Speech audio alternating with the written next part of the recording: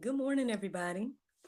It's your girl Miracle Sims, and you are listening to God, Sex, and Love. Your daily dose of inspiration and juice.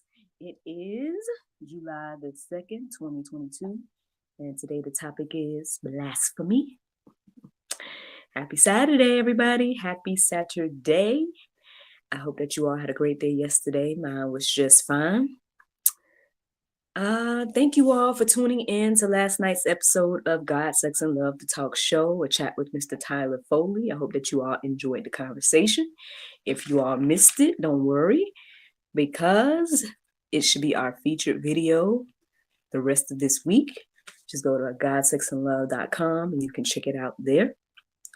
But yeah, thank you to the ones of you all that watched it, and thank you to Mr. Tyler for coming and visiting us on God, Sex, and Love. Yesterday for me was all about just, making sure little guy was good, keeping up with his temperature and making sure he's fed and hydrated and all those things. He played a little bit, he rested. So yeah, that's what yesterday looked like for all of us. I know, well, with the exception of my husband, he was working. He was working.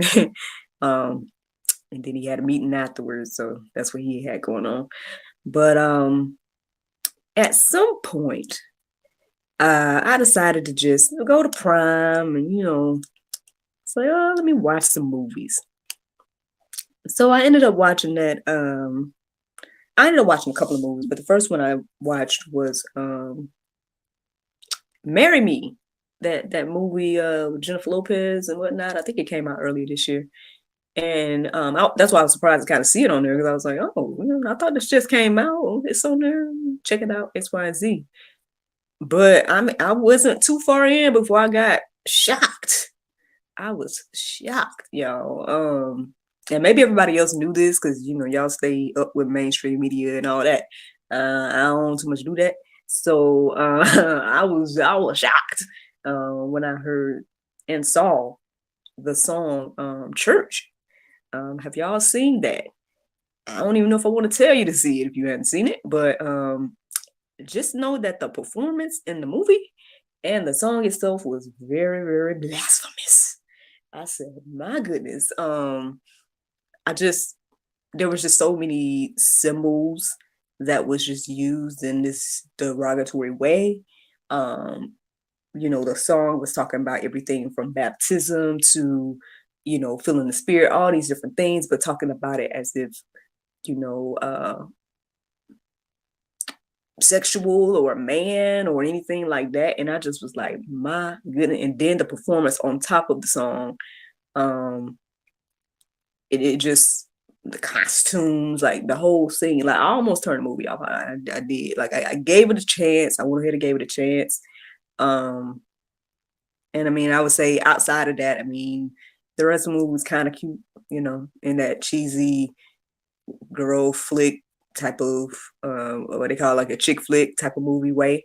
But yeah, that threw me for a loop. Like even so much so where I wanted, even though I was like, I know I'm probably not gonna know the name of the people, but I wanted to see like who wrote the song, and all of that, because I just was like, what possessed y'all, right, to use so many biblical symbols in this derogatory way? And I know Christians, we ask this question all the time, so maybe I'm not saying anything new to people that are listening to me, but maybe so, I don't know. But if you notice, they don't do this with any other religion, and that's my point here. Like, yeah, okay, you might say there was some Catholic symbolism in the performance and the I guess the song, maybe definitely with the performance, because they had like these sexy nuns or whatnot. But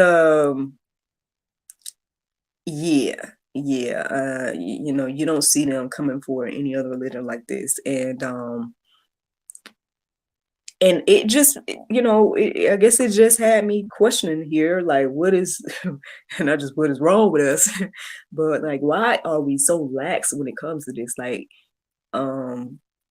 I could give a review of the song itself and all of that, but I saw that there's people that have already done that. So y'all can, if you haven't heard the song or if you haven't seen a Christian's review on it, it's out there. Just look up Christian review for the song and you'll see it. I mean, I don't know if I should go that deep into it at this point. Because I guess I'm late in the game here, and everything. But that's what led to my topic for today. That's the inspiration here. Looking up about blasphemy and things like that. The prayer meditation was really good. It was a good reminder of being created for a purpose and everything like that. And it had me kind of reflect and take some time, like ask God, why I was created, and listen and everything like that. So I took some notes on the things that I heard, and everything. So we gonna see what the Lord do with all of that. But yeah, that's what my morning has been like, and that's what I ended up kind of looking up this morning. So I did look up the definition of blasphemy, and it says the act of speaking sacrilegiously about God or sacred things, profane talk, profane talk. So that's the end of that definition there. And yeah, as soon as I read that definition, I was like, yep, that's exactly how I felt about that song. It's exactly how I felt about that performance. Definitely was speaking sacrilegiously about the sacred things, even if they weren't referring to God, but it was like a lot of God things, putting those things on a man, or in a sexual way. It's already a lot. And then you took like sacred things like baptism and all that and made it tawdry. So it's just like, oh goodness, it's a lot going on here. It's a lot going on. And honestly, it made me think about GSL. Like, oh goodness, here she go again. No, because people like really try to, every now and then, I'll get those little comments, or I get those little, I invite somebody to be on the show and they're like, oh no, this isn't fit with my brand. No, this is, and little comments like that. And so I don't know if they feel like I'm doing the same thing, or, you know what I mean? If I'm being sacrilegious somehow, by saying God, sex, and love or something. I feel like there's a total difference between saying, hey, let us Christians be open and honest about having a conversation about what it has looked like for us to try to incorporate God in every aspect of our life, right? Including sex, right? Than to be like, oh, I'm going to create a song naming all these holy and biblical things, but talk about it as if it's the sexual experience or something. And not even just, because here's the thing, if we, again, you read the Bible, there's plenty of, there's some little content in there. Y'all know about the Song of Solomon and all of that. There's some little content in there about, people admiring their spouses and all kinds of things like that. So, you know what I mean? Like, it's just, so it's not the sex part per se, but it's the using, I don't know. There's just a whole different, I don't know what people think when they encounter GSL. And I can't control what people think when they encounter it. Like, all I can do is say, hey, check out the content. At the end of the day, I feel like the content speaks for itself. The show, daily inspiration, all these things kind of speak for themselves. I can't like force nobody to listen or understand the concept. But for me, it's just more proof that, man, we need to be having these conversations, because apparently, because like I said, out of all the advertisements and whatnot that I saw in the movie, and I only saw a few or whatever, but I haven't really seen much about this song. I definitely didn't hear Christians speaking up about it. So, like I said, I was shocked when I saw it. I just was like, what is this? Like, I couldn't believe it. And everything like that. And so that's my thing. Like, we as Christians need to be having this conversation so people will understand and know that, no, it's not cool for you to use biblical and sacred things to in this way, you know what I mean, in this manner, X, Y, and Z. These are the type of conversations that I'm willing to have here. And and I hope that other people are willing to have as well to let it be known, because it's crazy out here, y'all. It's crazy. And yeah, that was great. That yeah, so that's the definition of blasphemy. And then I did feel led to go deeper and look up the definition of sacrilege. So I did, and it says violation or misuse of what is regarded as sacred. Yep.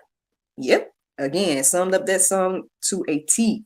So yeah. So let's get into these verses, y'all. Let's see what the Bible has to say about blasphemy. So Exodus 20:7 says, "You shall not take the name of the Lord your God in vain, for the Lord will not hold him guiltless who takes his name in vain."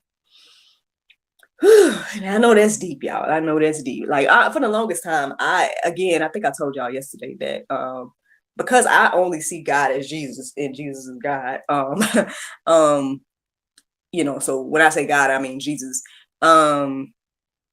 You know, I was even thinking, using God, using that in vain, was what it meant. But I think, and this is just me just going off what I am gathering, I think it's more so using the name Jesus in vain, because if you look at it, people do use that as a profane word. People do use it in a derogatory way and everything like that. And so I think that's what it's referring to, but who knows, maybe using the word God as well is also along those lines. I don't know how deep it is, but I'm just saying what it say. So either way, like using the name of the Lord here, using it in vain. What does it say? It says, "You shall not take the name of the Lord, the name of the Lord your God in vain." He said, "You shall not, for the Lord will not hold him guiltless who takes his name in vain." So, whew, all right. Look, I was writing these verses down this morning. I felt like the whole thing was Pope, just Pope after Pope. But things somebody might not like it. It ain't that I don't like it. It's somebody might not like it. But oh well, this is what it say. And so I think we should just be taking this stuff a little bit more seriously than we do. But let's keep going here. So Matthew 12:31, it says, "Therefore, I tell you, every sin and blasphemy will be forgiven people, but the blasphemy against the Spirit will not be forgiven." Now listen, this is repeated several times. I saw it several times as I was writing out verses. So yeah, that's one thing to keep in mind. We might need to go a little deeper about this. We might need to go a little deeper about like what that actually means. Blaspheming against the Spirit. Like what are some examples of that? I did not go deeper this morning to actually look into that part. But perhaps we need to add that to the go deeper section. And we all need to kind of go deeper so we can just be aware and just and live and move accordingly, because this is very serious. Like all things are forgiven but this, apparently. So you might want to might want to take it a little bit more seriously and get familiar, that's what it say. So yep. All right, moving on. Acts 7:51, it says, "You stiff-necked people, uncircumcised in heart and ears, you always resist the Holy Spirit as your fathers did, so do you." I don't want that to be me on today. I hope that you don't want that to be you either. Let us be better than our forefathers, if this is us today. If you've heard this verse today at this point, because if you're here listening to the sound of my voice, then you've heard it. So then that means, you know better. So, it's up to us to do better and everything like that in regards to that. But, that's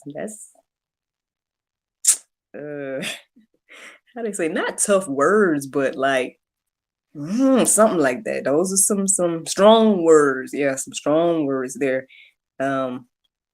But okay, let's keep going. Hebrews 10 and 29. It says, how much worse punishment do you think will be deserved by the one who has spurned the Son of God, has profaned the blood of the covenant by which he was sanctified, and has outraged the Spirit of grace?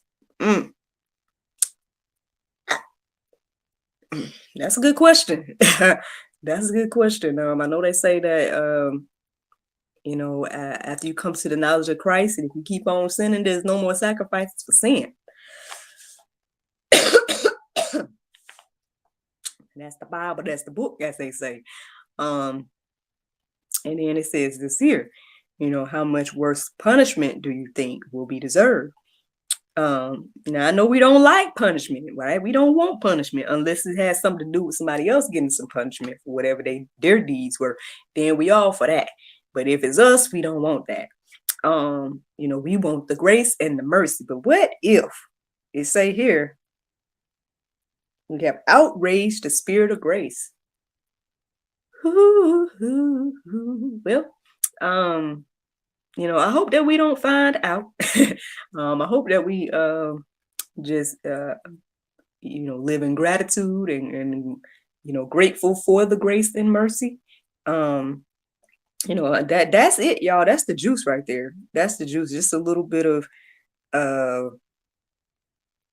a little closer look at this blasphemy thing. Again, there's plenty to still go deeper about. There's a couple of verses in the Go Deeper section for you all to peruse and let marinate on your heart, souls, and minds as well. But yeah, I mean, I really don't got too much else to say, y'all. That's the juice.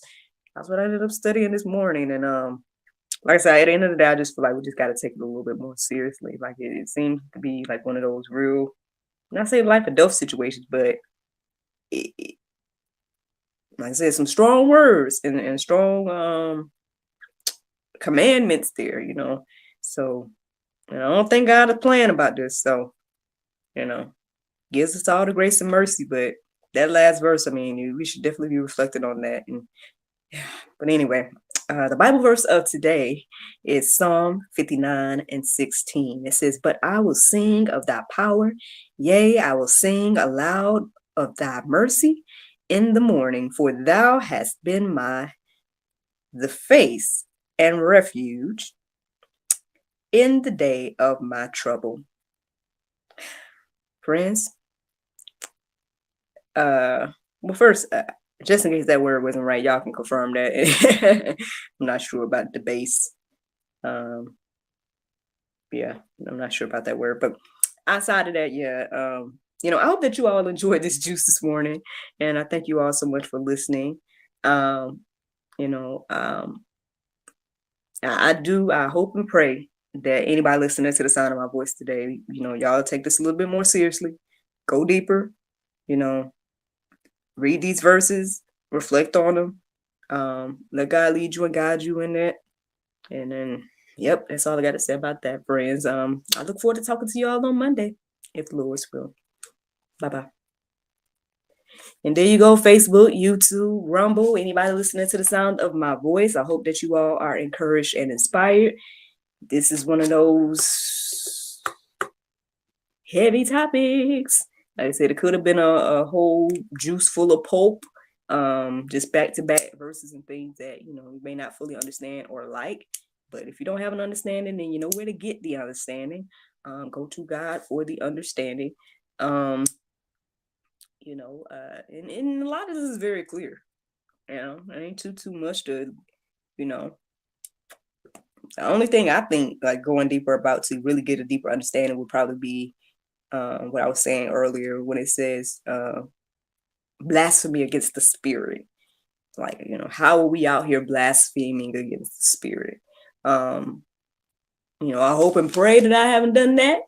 Who knows? So let's get familiar with it and make sure that that's not what we're doing out here. And yep, that is the juice. But yeah, I hope that you all have a wonderful, wonderful weekend. I guess am I gonna do the juice on Monday? Maybe. I don't see why not, right? Well, we'll see what the Lord do. Yeah, we'll see what the Lord do, because you just